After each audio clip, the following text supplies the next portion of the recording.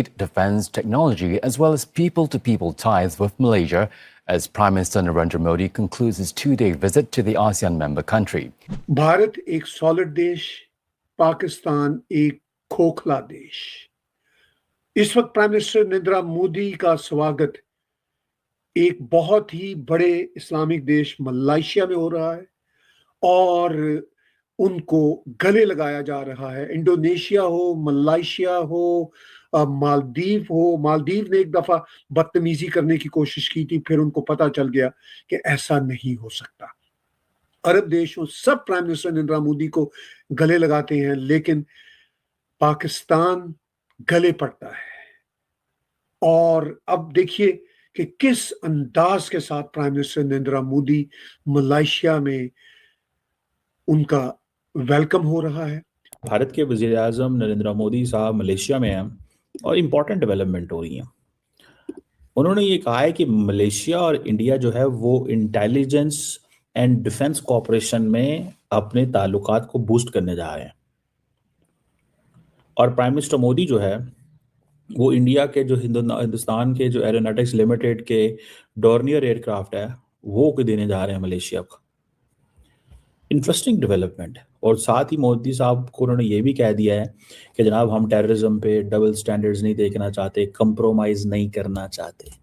ये ज़रा आप समझते हैं डबल स्टैंडर्ड्स, ये बेसिकली इंडिया इन मुल्कों को कहता है कि पाकिस्तान पे प्रेशर डालो। यहाँ पाकिस्तान पे अगर प्रेशर नहीं डालना तो वो करो जो हम कहते हैं, ठीक है जी। साथ में मोदी साहब ने चार्ट शीट कर दी है कि जी जो ग्लोबल इंस्टीट्यूशंस हैं कुछ भी नहीं है, ये इनमें रिफॉर्म्स चाहिए, टेररिज्म पे डबल स्टैंडर्ड नहीं होनी। ग्लोबल इंस्टीट्यूशंस अगर कुछ भी नहीं है मतलब ये कि हमें यूएनएससी का हिस्सा बनाया जाए। हर जगह उन्होंने रट लगाई हुई है, ये इंडिया ने रट लगाई हुई है। सो पॉइंट ये है कि ये रिफॉर्म्स की बात कर रहे हैं। रिफॉर्म्स कौन करने देगा इन्हें, मुझे नहीं नजर आता। और अब ये कहते हैं जी कि मलेशिया जो है वो हमारा की पार्टनर है in India's act east policy, Madagascar, Indo Pacific, this that, ये वो इस तरह की जो चीज़ें। और अब ये भी है कि अगर ये ऐसे चल रहा है कि और दूसरी मज़े की बात ये है कि इंडिया को मलेशिया कहता है जी हम फुल सपोर्ट देते हैं इंडिया को परमानेंट मेंबर बने यूएनएससी का, ठीक है। अच्छा, मज़े की बात एक और इंटरेस्टिंग कि सवाल ये उठता है कि क्या इंडिया जो है वो मंदिर को प्रोटेक्ट करने की बात करेगा मलेशिया के अंदर। लेकिन सवाल बहुत सारे लोग ये भी उठाते हैं कि अगर मलेशिया ने इंडिया के अंदर मस्जिदों की प्रोटेक्शन की बात शुरू कर दी तो फिर क्या होगा। जैसे कहते हैं ना they are into this game. अब वो किधर कब कैसे क्या होगा वो एक और सवाल है। अब मलेशिया जो है वो ब्रिक्स का मेंबर बनना चाहता है। पाकिस्तान को तो इंडिया रोकता है ना कि पाकिस्तान ब्रिक्स का मेंबर नहीं बनना है। पाकिस्तान को हमने हर जगह पर रोकना है। देखें ये पिछले कुछ साल पाकिस्तान ने बड़े मुश्किल गुजारे हैं।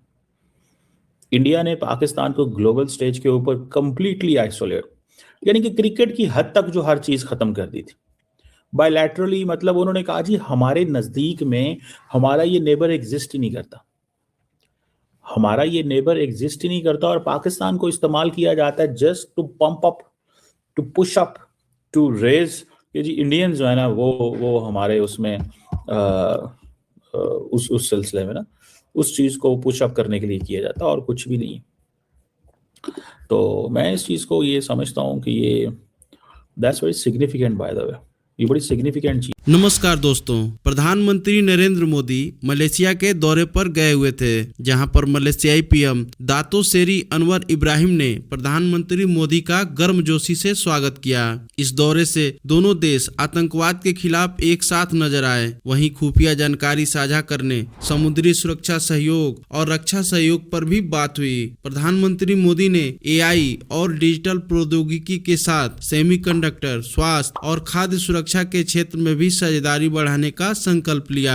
प्रधानमंत्री मोदी ने इस दौरे पर एक बार फिर यूएनएससी के रिफॉर्म की बात की है। मलेशिया पहले से ही भारत के पक्ष में यूएनएससी के परमानेंट सदस्य के रूप में भारत का समर्थन करता है। मलेशिया की इस दौरे से आपने देखा कि कैसे पाक मीडिया के कमर चीमा बौखलाए हुए हैं। दोस्तों, भारत जब भी कुछ अच्छा करता है तो पाकिस्तान को मिर्ची लगती ही है। दोस्तों, वीडियो आपको कैसा लगा अपनी राय कमेंट बॉक्स में जरूर दें। मिलते हैं आपसे एक नए वीडियो में, तब तक के लिए जय हिंद।